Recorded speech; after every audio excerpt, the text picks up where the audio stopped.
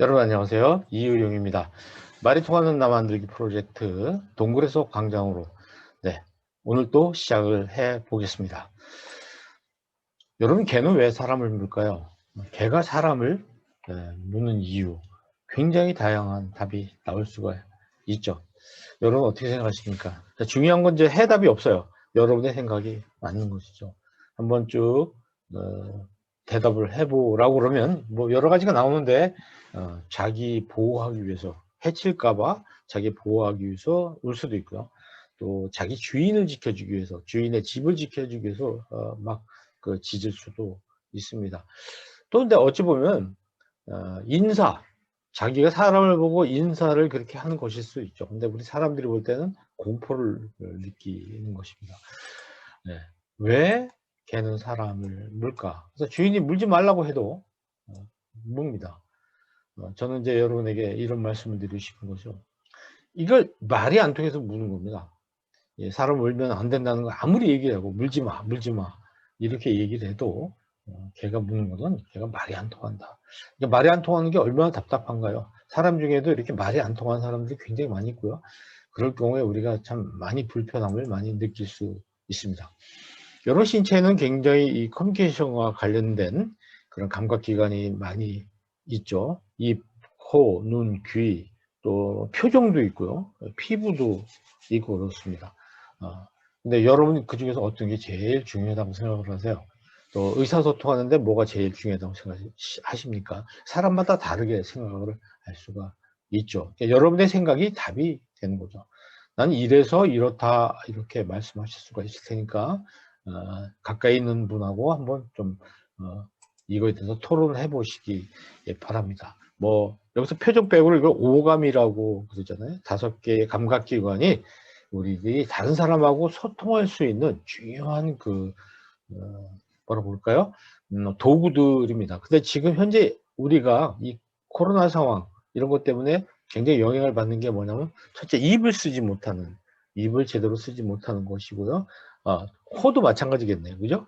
그리고 이제 피부 접촉이라든가 이런 걸 못하는 거죠. 가까이 가지 못하게 되는 뭐 이런 것들이 우리들에게 소통에서 굉장히 중요한 부분이라는 걸 생각해 보시면 좋겠습니다. 그런데 사람과 사람의 소통을 이렇게 열어주고 촉진해 주는 건 또 뭐가 있겠는가 한번 생각해 보세요. 우리 주위에 물건들 중에 그런 게 많이 있고요. 또 어떤 개념도 있을 겁니다. 이걸 여러분이 한번 생각해 보시면 참 좋겠어요. 저는 이 다리 같은 걸 생각해 봤는데요. 육교 같은 것도 이 동네와 저 동네를 연결시켜주는 소통의 도구일 수가 있고요. 네, 이건 평촌에 있다고 그러죠 아마.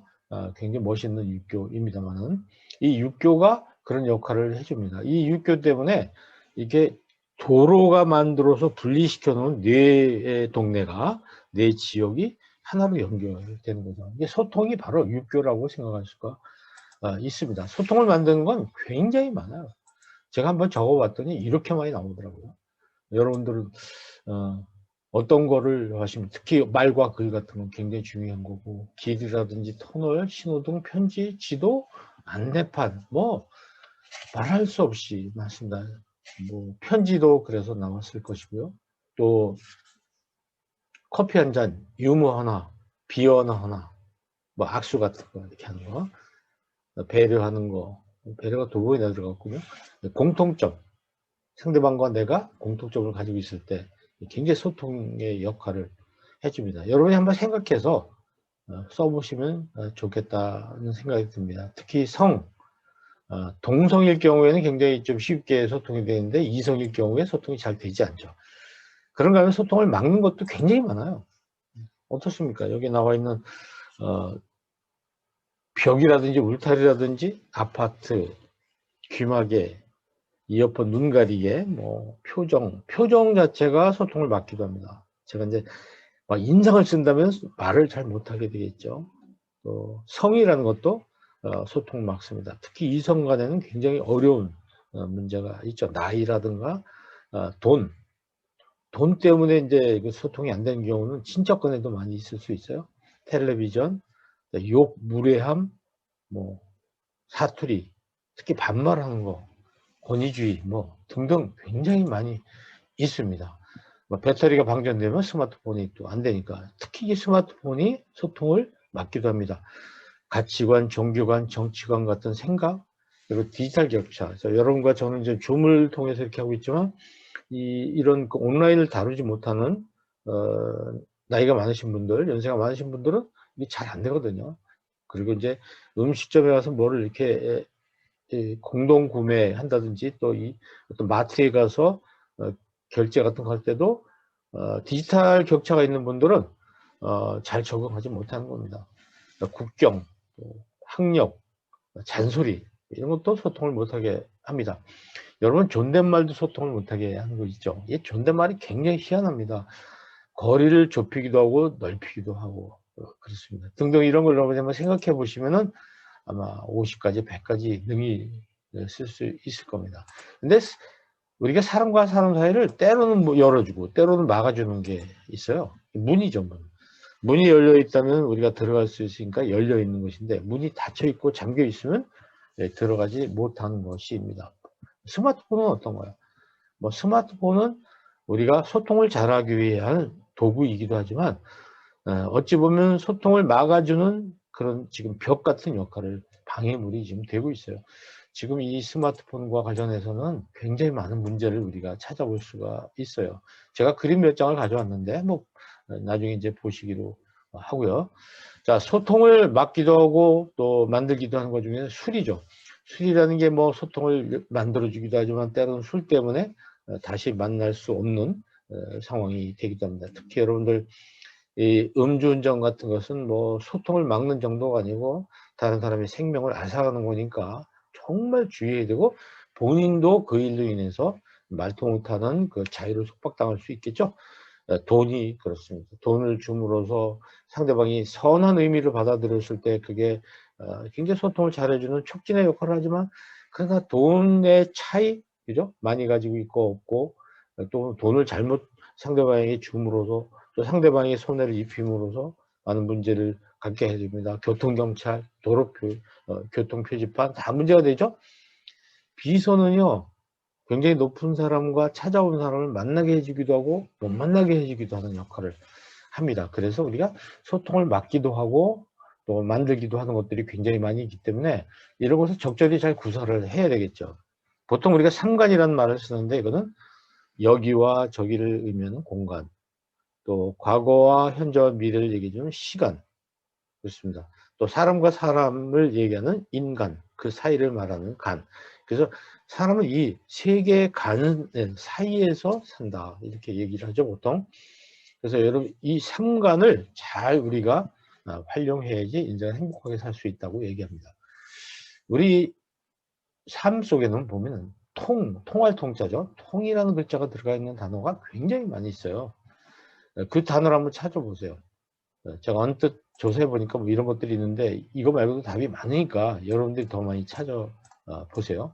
통에는 다른 뜻도 많이 있죠. 아플 통자도 있고 그래서 특히 대통령 할 때 통자는 이런 통자가 아닙니다. 소통과 관련되어 있는 단어, 통자가 들어가는 단어를 한번 찾아보시면 좋을 거예요.